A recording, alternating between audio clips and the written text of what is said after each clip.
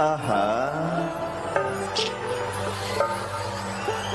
तुम सा कोई प्यारा कोई मासूम नहीं है, तुम जान हो मेरी तुझे मालूम नहीं है।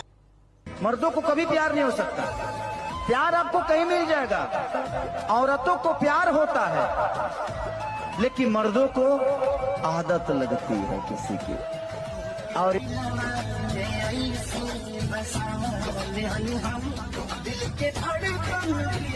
ये उनकी अपनी निजी राय होगी, ना उनके मिलने से मेरा घर चलता है और ना मेरे मिलने से उनका घर चलता है।